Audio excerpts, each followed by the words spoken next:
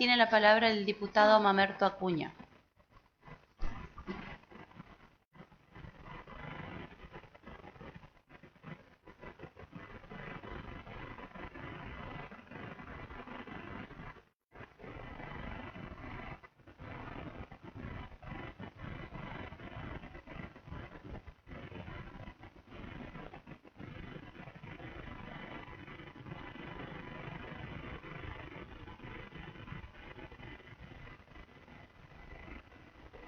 Buenos días, señora presidenta, ¿cómo está?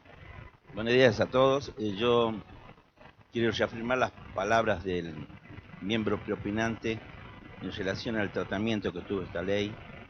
Realmente creo que todos los bloques hemos puesto mucho de nosotros para tener una ley, pero yo quiero hacer un agradecimiento especial al bloque al que pertenezco, porque más allá de que los integrantes estuvimos trabajando en esa comisión, ellos estuvieron pendientes y dándonos todo su apoyo.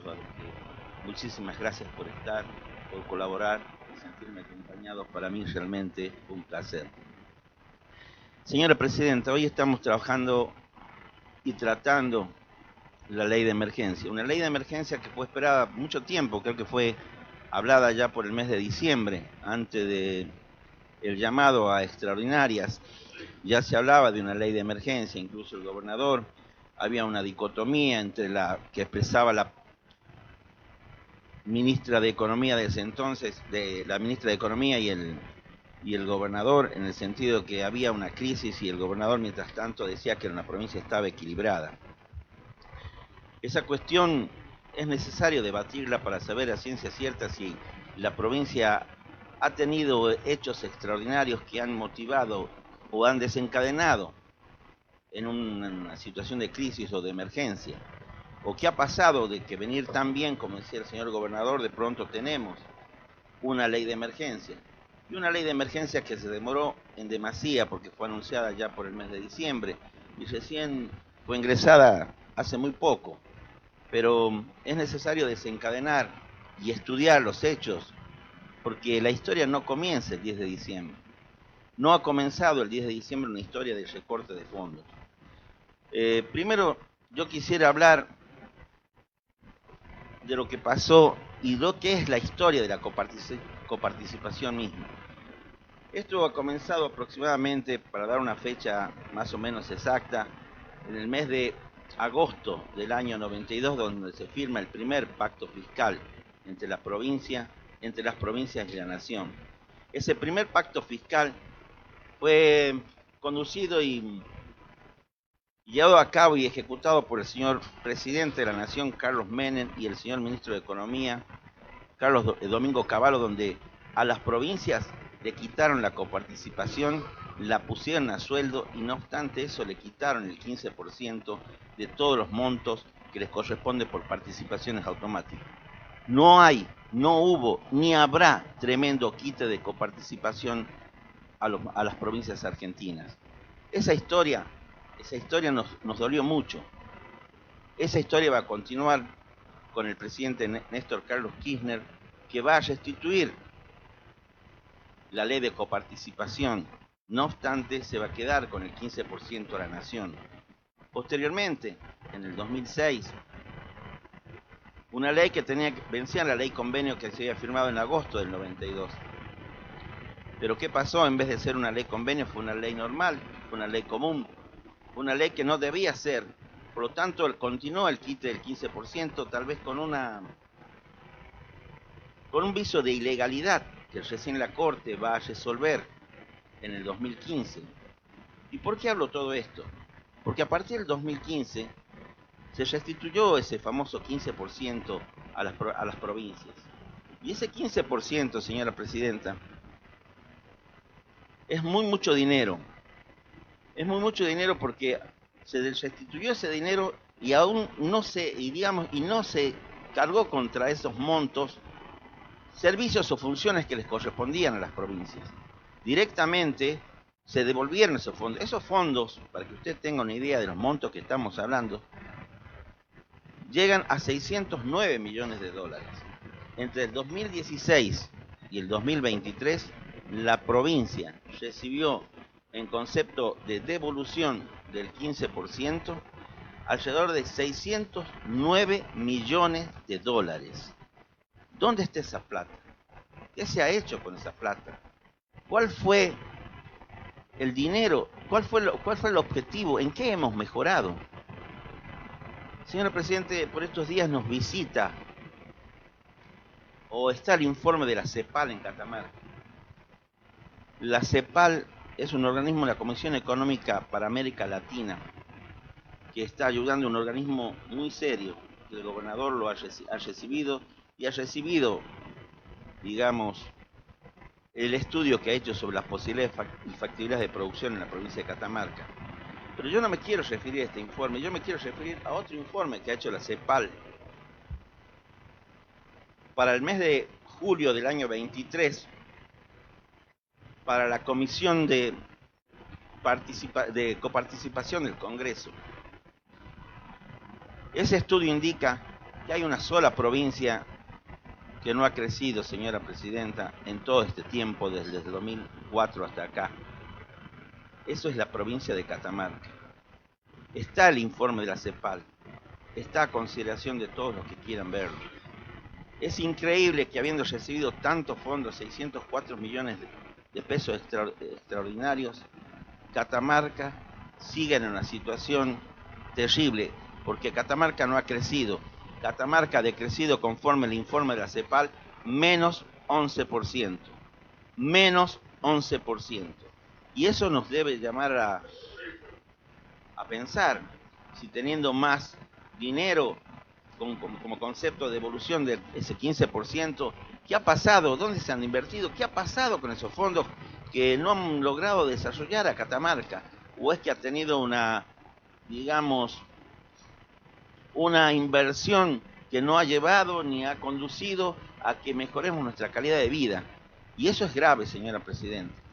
Entonces Catamarca está recibiendo más fondos de lo que recibió oportunamente, porque hay transferencia de fondos sin cargos de servicios a su disposición. Por otra parte, hablamos de disminución de recursos coparticipables, pero el señor gobernador ha contribuido a esa disminución de fondos tomando la decisión, no sé si a ustedes les ha consultado, para acompañar en órbitas del Congreso Nacional, acompañar la disminución o el aumento del mínimo no imponible para disminuir los ingresos por ganancias de esta provincia. Ese impuesto a la cuarta categoría fue creado por el general Juan Domingo Perón en su momento. Y era muy importante para la provincia de Catamarca y va a significar alrededor de 70.000 millones de pesos como quita a la provincia. Entonces, no podemos soslayar esta situación que por un lado tenemos mayores ingresos, pero también es mucha responsabilidad del señor gobernador de la provincia haber aceptado y haber tratado de obtener votos en una actitud meramente electoralista, perjudicando a la provincia. ¿A cambio de qué? De lograr una coparticipación en el impuesto a los débitos y créditos bancarios, cosa que es imposible porque esos créditos y débitos bancarios están financiando el sistema jubilatorio. Es decir, era disminuir ganancias y castigar a los jubilados, porque los jubilados iban a tener menores ingresos. Estas son las situaciones que nosotros debemos analizar, mayores ingresos, y ver cómo ha afectado, que no es culpa de la nación tan solo por las decisiones que se han tomado en Buenos Aires para mitigar el impacto de la inflación, sino también qué ha pasado en las decisiones políticas que han llevado a la provincia de Catamarca a decir que tenemos menores ingresos. Acá se ha hablado de otras emergencias. El miembro preopinante ha hablado de que ya hubo otras emergencias en Catamarca donde fueron leyes de orden público.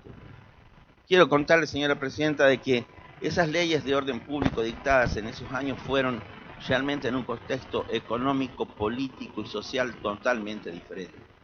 Porque sabe que Catamarca y las provincias argentinas se les había quitado la coparticipación. Las provincias estaban a sueldo. Las provincias no les alcanzaba para cubrir sus necesidades básicas y prestar los servicios que correspondían. Entonces se tuvo que dictar esa ley de emergencia.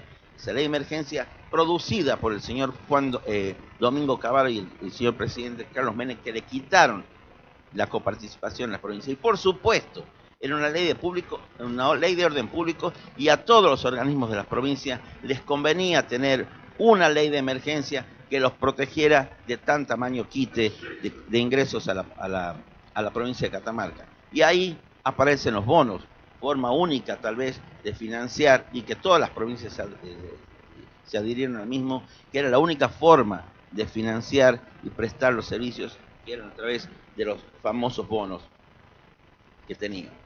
Entonces, cabe preguntarnos entonces si la provincia de Catamarca en esta situación necesita declarar o establecer una declaración de emergencia. Entonces, para eso los invito a repasar la situación financiera de la provincia de estos 3 últimos trimestres. La provincia, por obligación, y está en la página de la Contraloría General de la provincia, y a las cuales todos pueden acceder, al esquema ahorro, inversión, financiamiento. El esquema ahorro, inversión, financiamiento es un esquema contable que nos permite determinar la situación financiera de la provincia mes a mes, y que por obligación debe ser presentado. Si uno analiza los ingresos que tuvo la provincia durante el mes de enero, febrero y marzo, y los compara con los egresos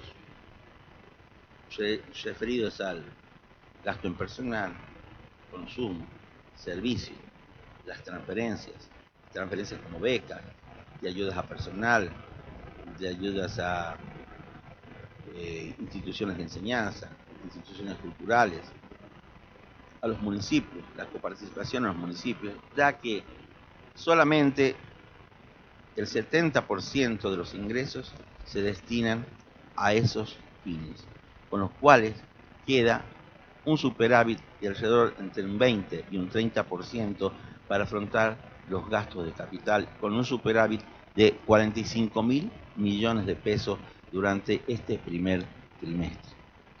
Por otra parte, si estamos en una situación de emergencia,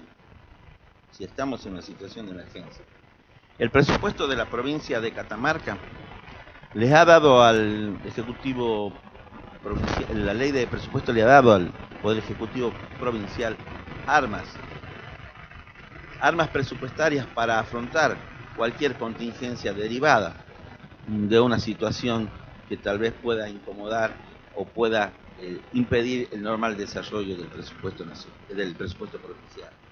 Y así vemos que tenemos la posibilidad de que la provincia se endeude en 17.000 millones de pesos, más letras de tesorería que permiten afrontar cualquier situación de emergencia por 24.000 millones de pesos, lo que totalizan 41.000 millones de pesos de posibilidades de que la provincia pueda afrontar cualquier emergencia con esa cantidad de dinero. Por otro lado, tiene regalías, las regalías que se han estimado para el presente ejercicio en 17.000 millones de pesos, en 14.000 millones de pesos. Y por cierto, fuera poco, como dice el vendedor ambulante en un colectivo, tiene 30.000 millones de pesos a disposición, 30.000 millones de pesos en depósitos. Nos ha dicho acá la señora ministra de Economía en su momento de presentar el presupuesto, así que eso no queda descartado. Y también tiene algo que a mí particularmente me duele que sea así, que es el manejo de los famosos fideicomisos. Los fideicomisos que están manejados por fuera del ámbito de esta legislatura como representantes del pueblo, porque los fideicomisos creados exceden la órbita del análisis de esta Cámara, que constitucionalmente le ha dado la facultad de legislar, como somos representantes del pueblo, de legislar sobre qué iba a invertir el señor gobernador. Por eso es el primer mandatario. Nosotros, en representación del pueblo, le exigimos que él sea el primer mandatario.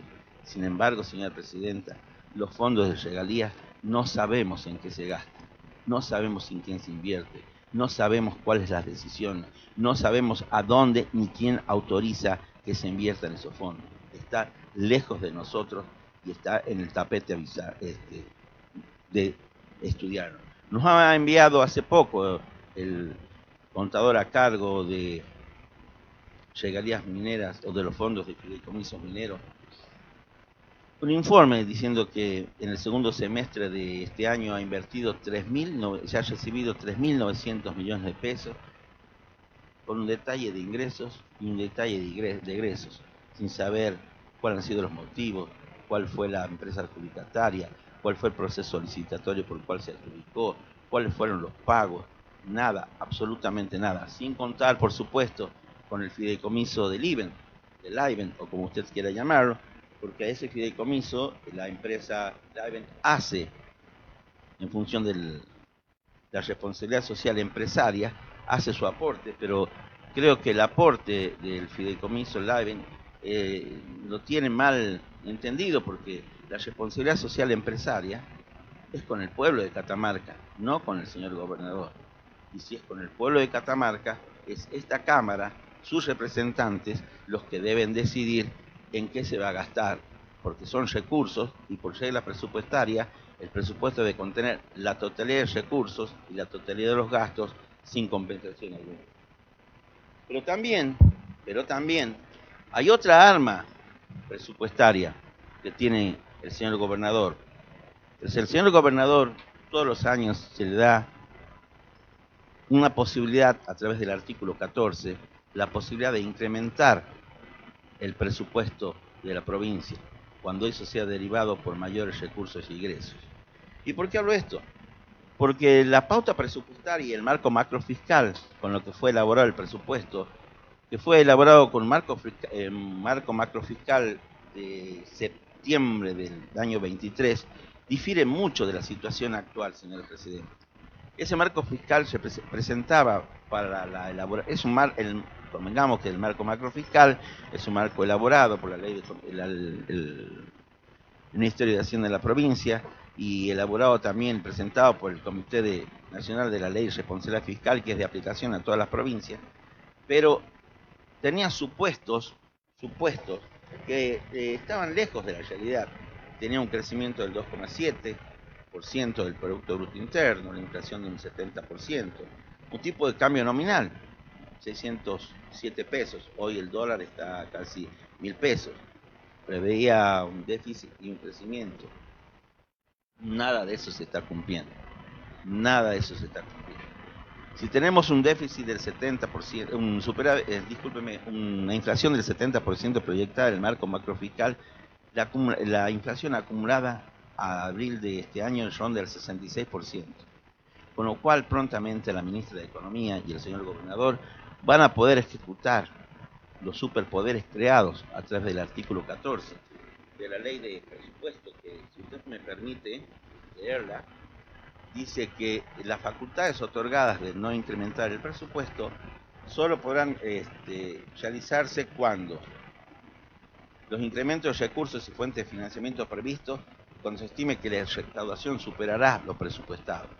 Y conforme como viene la cuestión, señora presidenta, va a tener mayores recursos y va a poder ejecutar el presupuesto correspondiente como ella lo estime correspondiente. Y por cierto fuera poco, además tienen la posibilidad de realizar 36 modificaciones presupuestarias para adjudicar o para realizar el presupuesto.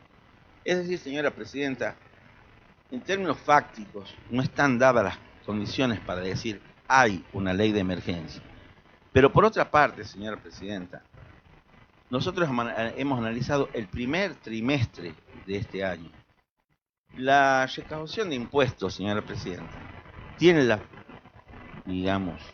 forma a partir del mes de abril por vencimientos de impuestos a las ganancias y otras cuestiones adicionales en la órbita nacional, a partir de abril la misma comienza a crecer en forma superlativa en relación a los meses anteriores.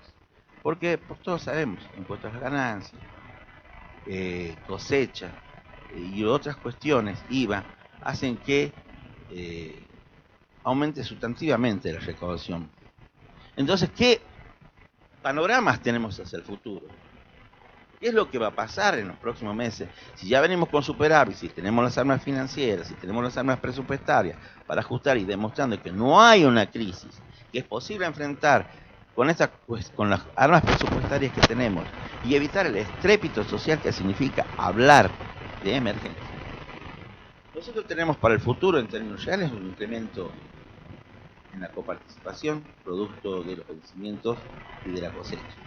Por otro lado, en la sesión anterior, uno de los miembros de esta Cámara decía la posibilidad de trasladar más adelante la discusión de esta medida, porque se venían hechos o acontecimientos que se han visto plasmados en el Congreso de la Nación y hoy están en tratamiento, como son las medidas de carácter fiscal y el paquete del marco macrofiscal que se está tratando en la Nación.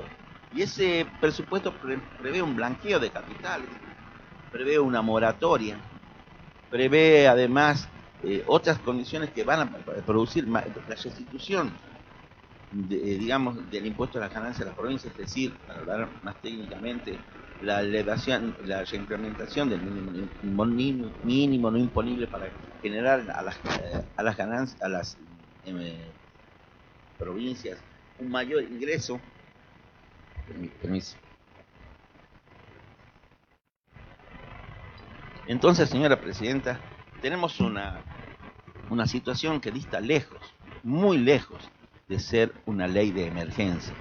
Esa ley de emergencia no puede ser porque no están dadas las condiciones ni económicas, ni técnicas, ni financieras para considerarse una ley de emergencia. No hay tal disminución de recursos. Por otro lado, se habla que la nación les ha quitado a las provincias fondos que eran de las provincias. Yo les quiero decir que durante años y durante la restitución de ese 15% del impuesto a las ganancias, al cual de coparticipación que nos retenía la nación, se utilizaba fundamentalmente para dar cuanto fondo haya pedido las provincias para tenerlas de algún modo contentas ante la quita.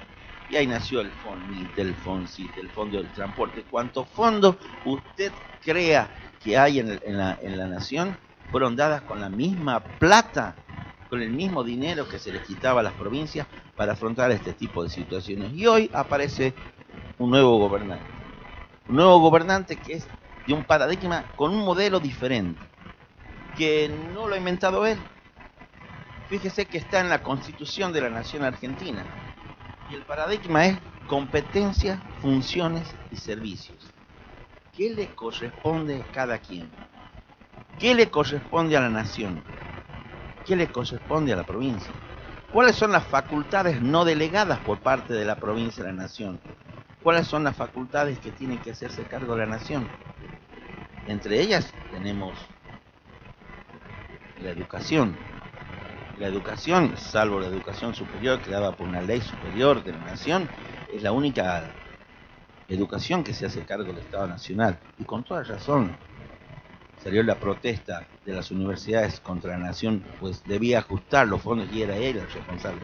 Sin embargo, todo lo que es la educación inicial, educación primaria, secundaria, incluso hasta los institutos de educación superior son responsabilidad exclusiva de la nación, de la provincia.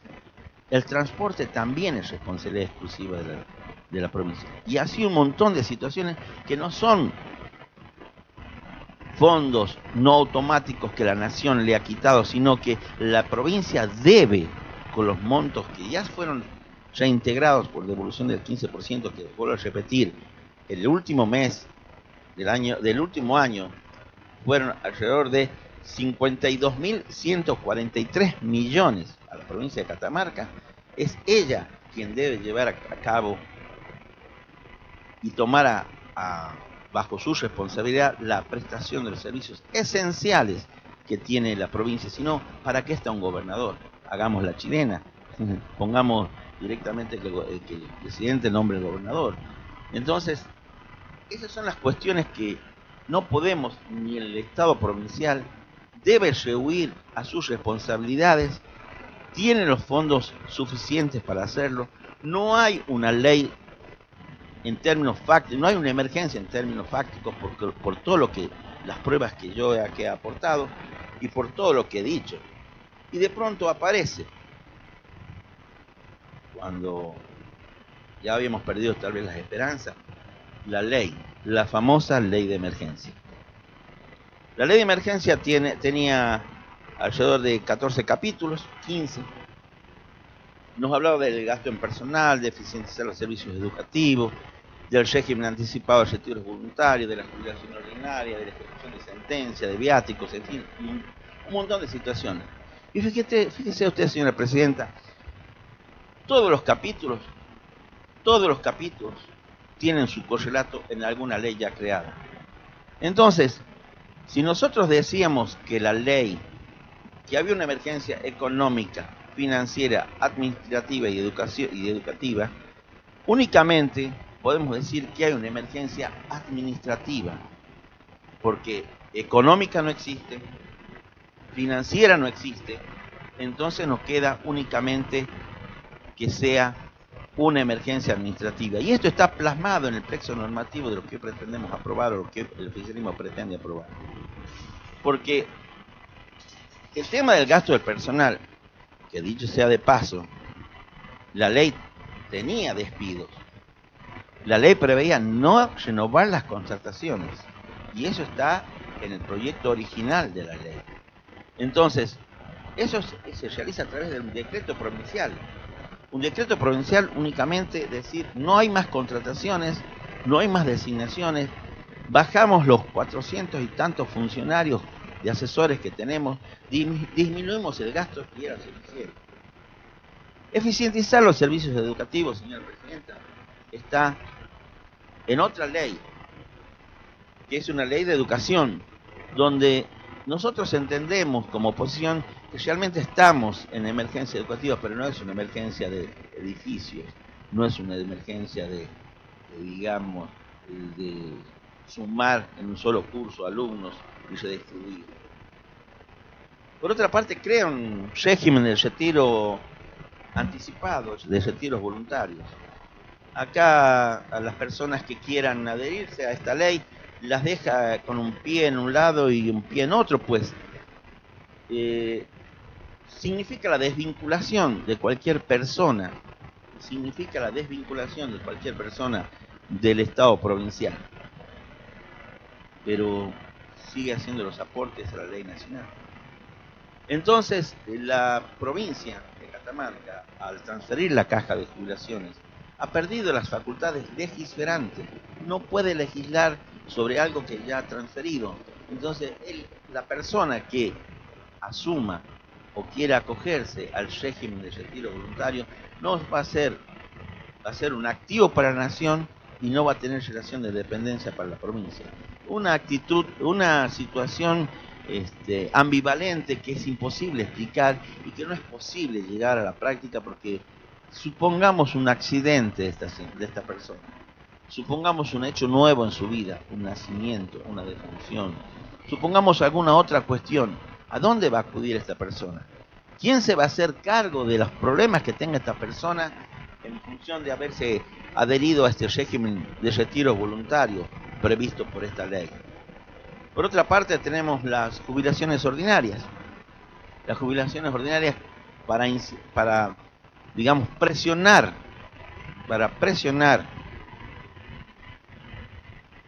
a las personas a que retiren la jubilación, a que acceden a la jubilación. De vuelta, vulnera la ley 24.241 de jubilaciones, pues en el caso de las mujeres, hasta ellas pueden pedir incluso trabajar hasta los 65 años.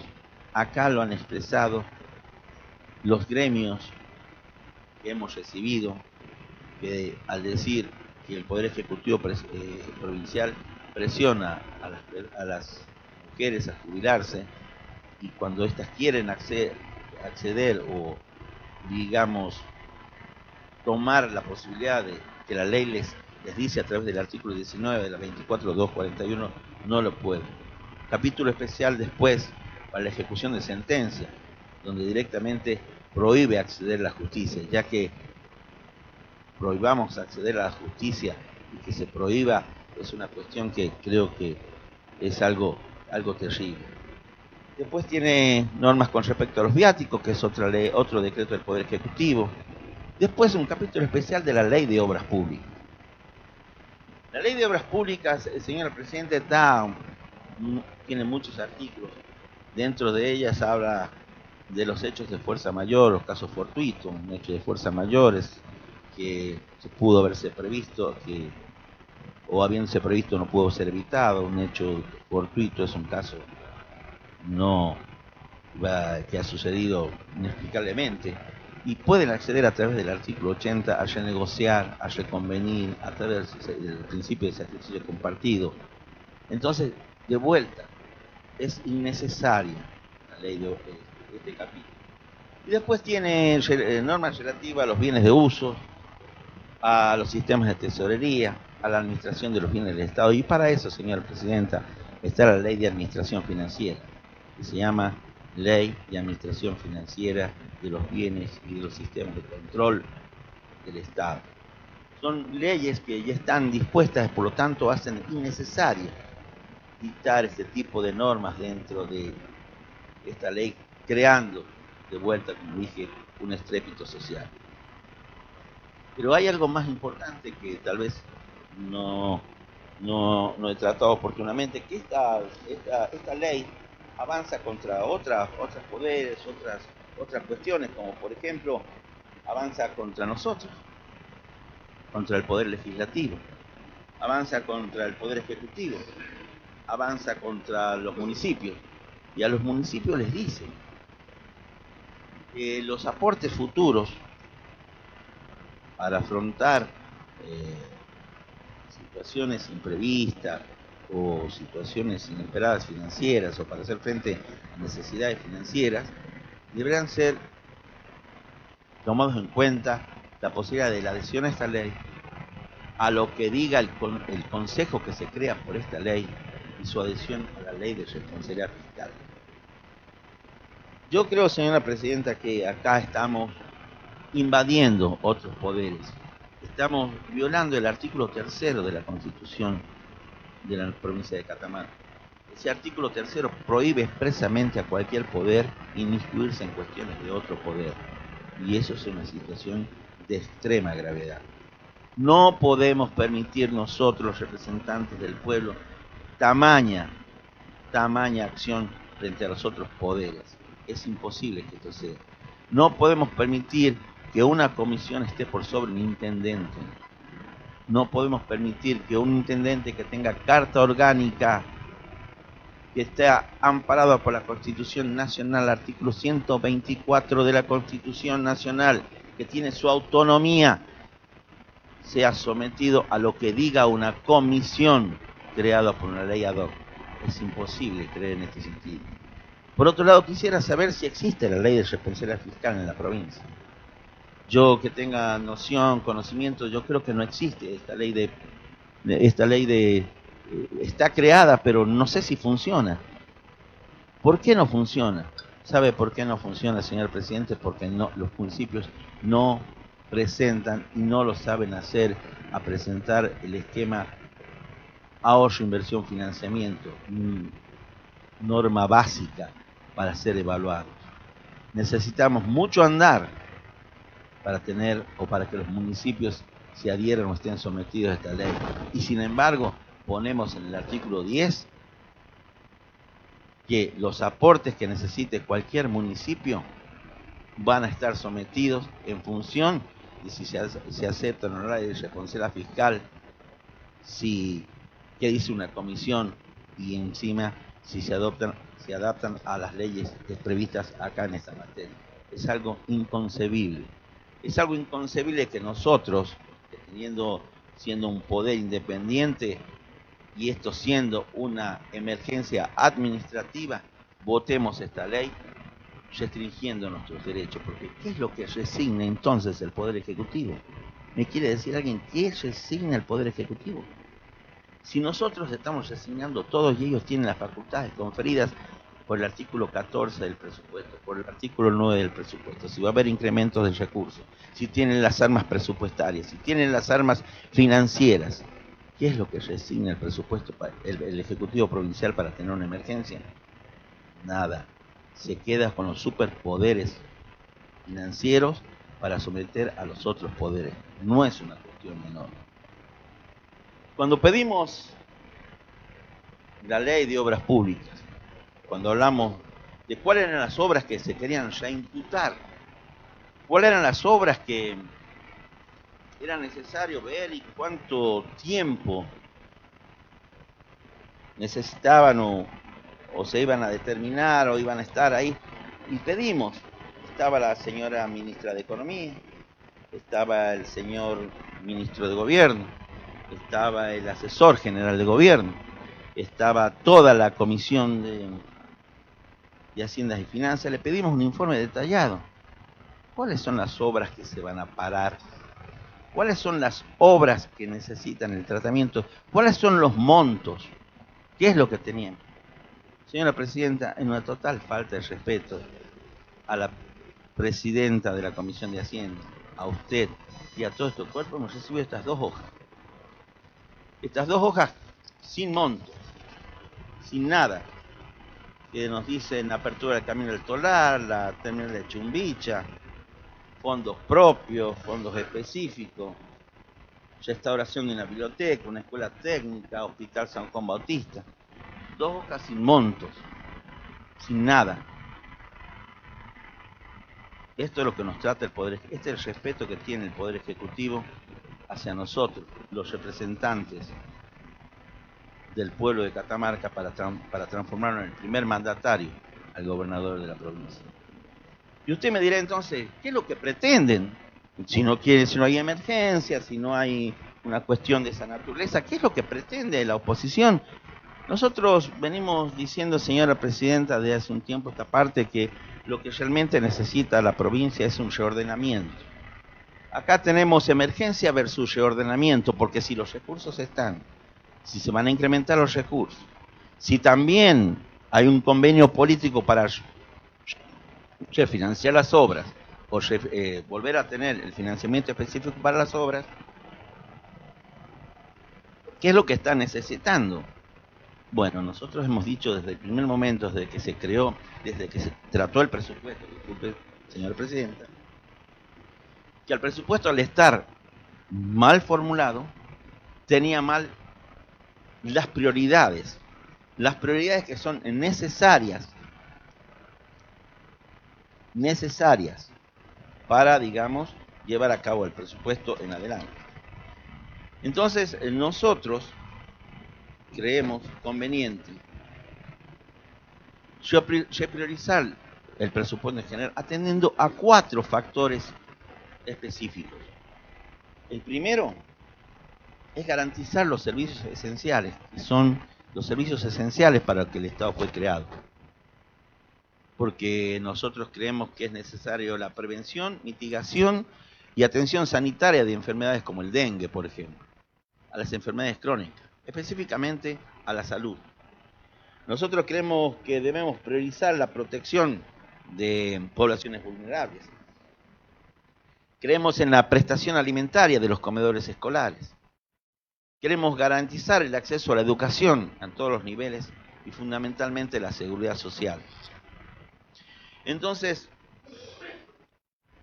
en ese reordenamiento, señora Presidenta, queremos presentar un plan de reducción significativa de los gastos en personal, fundamentalmente de la planta de personal, que yo creo que son necesarios. Creo que es necesario, como dice tal vez estamos coincidiendo con el proyecto del Poder Ejecutivo Provincial, prohibir nuevas contrataciones y designaciones del personal.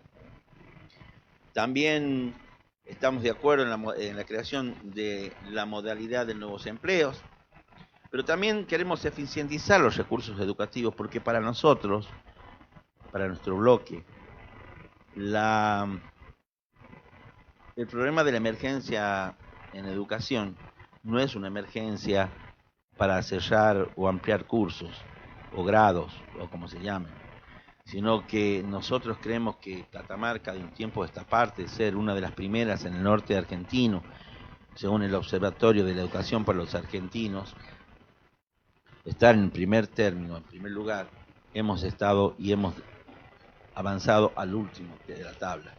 Por eso creemos que es necesario implementar medidas para eficientizar los recursos educativos, garantizar la adquisición de competencias básicas por parte de los alumnos enmarcadas en las normativas del Consejo Federal de Educación, un sistema de alertas tempranas para identificar a los estudiantes en riesgo de abandono escolar y a los con vulnerabilidad, con el fin de prevenir la deserción escolar y brindar un apoyo necesario. Además, la revisión constante por parte del Ministerio de Educación de los estados tanto del sistema y proteger a aquellos casos que están en riesgo. Y aparte, tratar de implementar programas de acompañamiento a las trayectorias educativas, al monitoreo de la salud, a su asistencia alimentaria, al asesoramiento multidisciplinario para el personal educativo. También la ley que mandó el Ejecutivo,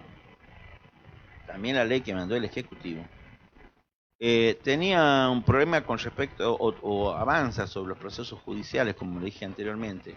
Y creo que el presupuesto de la provincia de Catamarca prevé la posibilidad de atender aquellos casos en función de las demandas o sentencias desfavorables que tenga el Estado provincial a través de un monto presupuestario que nosotros sancionamos y a lo cual puede refugiarse bajo esa situación en el Estado Nacional. Por lo tanto, no es necesario decretar o legislar sobre la procedencia o no de los reclamos judiciales.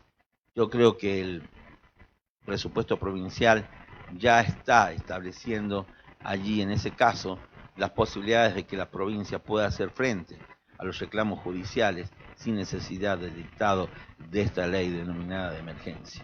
Al igual que la inembargabilidad de las cuentas públicas, creo que también está dada por esa misma situación.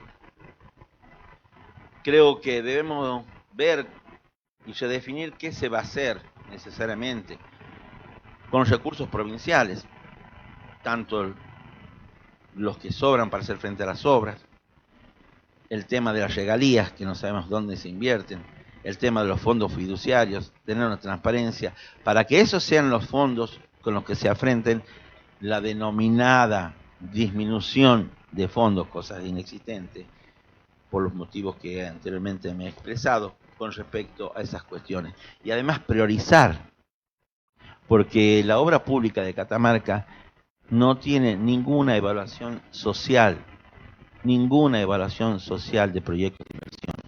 Se hacen proyectos de inversión, pero no son evaluados técnicamente, donde la ley de administración financiera dice. Y así tenemos hospitales como ese hospital perdido, allá en Azampay, en la entrada de la Toma, allá en el Tolar, que no sabemos a quién y qué cantidad de gente y cuál es el beneficio social de una obra perdida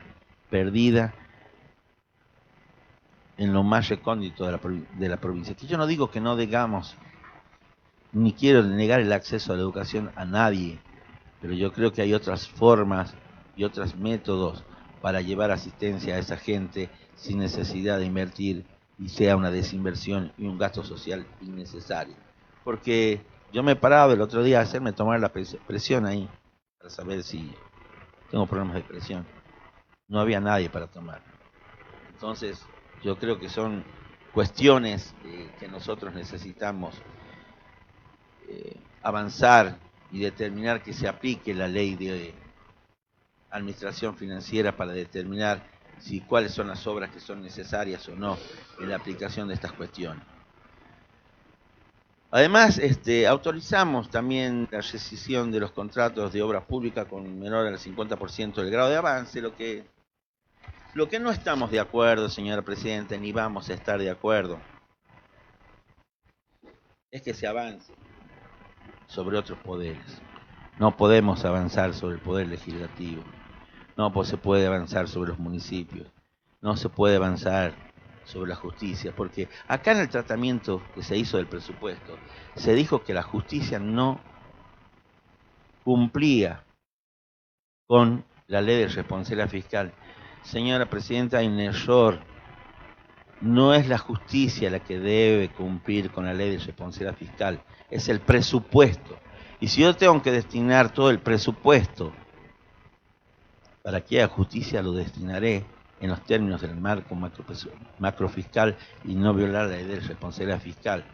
Pero no es la justicia la que debe cumplir la ley de responsabilidad fiscal, es el presupuesto. Y no porque la justicia tenga salario más alto o un sistema escalafónico diferente o nos cause estupor que unos cobren más que el otro, vamos a avanzar y vamos a imponer que sea la ley de responsabilidad fiscal, escudándonos bajo la ley de responsabilidad fiscal para inmiscuirnos en otros poderes y disminuir el sueldo, incluso violando el artículo 99 de la Constitución de la provincia de la Constitución de la provincia. Con respecto a las otras cuestiones, la administración de los bienes del Estado, ya me he referido y les he dicho de que no es necesaria una ley. Está la ley de administración financiera de los bienes y el sistema de control de los bienes del control del Estado, lo que les permite al Estado vender, comprar, administrar, refaccionar, dar de baja.